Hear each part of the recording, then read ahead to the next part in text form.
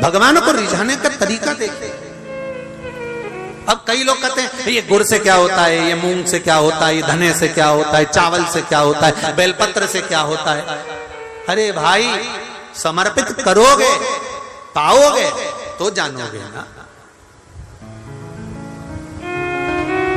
और हमने पहले भी कहा, आज फिर कह रहे, शिव मंदिर में चढ़ी हुई बेलपत्र आप अगर उठाकर ला रहे हो, निर्माल्य उठाकर ला रहे हो, तो शंकर भगवान से बेलपत्र लाते समय आपको उठाने से पहले शिव जी के सामने हाथ जोड़कर, हाथ पसार कर कहना पड़ेगा, बाबा मुझे ये रोग है, इस रोग के लिए मुझे औषधि के रूप में आप बेलपत्र दे दीजिए। हम ये नहीं जानते, क्योंकि शिव महापुराण में लिखा है कि नर्मदेश्वर महादेव पर चढ़ा हुआ सामग्री निर्माल्य प्रसाद पा सकते हो, बाकी के शिवलिंग पर चढ़ा हुआ का भाग तो जो वैरागी होते हैं, त्यागी होते हैं, संत होते हैं, साधु होते हैं, उनके लिए होता है।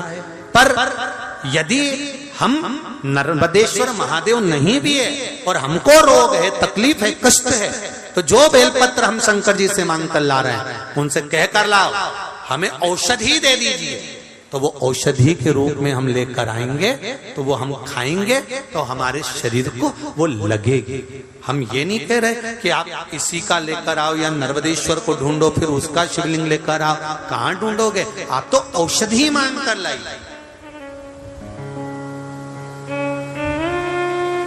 आप उससे औषधि के रूप में मांगो। शंभो शरणे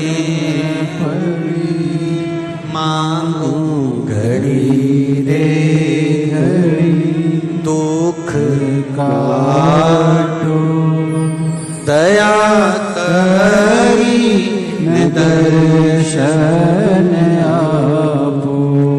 देव ऋषि नारद ने पार्वती जी को देखा, जिनका भाग्य में बताकर आया था, जो पार्वती के पिता को मैं कहकर आया था, ये पार्वती को जो पति मिलेगा वो नग्न वेशधारी, भस्मी रमाने वाला, जटाजूट बांधने वाला, एकांत का वास करने वाला, ऐसा पति मिलेगा। तो देवऋषि नारद से कहा हम इसका विवाह नहीं करेंगे, हम इसको घर में रखेंगे। तब नारद जी ने कहा बेटी के भाग्य में सुख लिखा होगा तो सुख मिलेगा और दुख लिखा होगा तो दुख मिलेगा। तुम करोड़ों का वैभव देखकर भी दे दोगे, किस्मत में लिखा होगा तो ही तो भोग पाएगी ना, किस्मत में नहीं होगा तो भोगेगी क्या?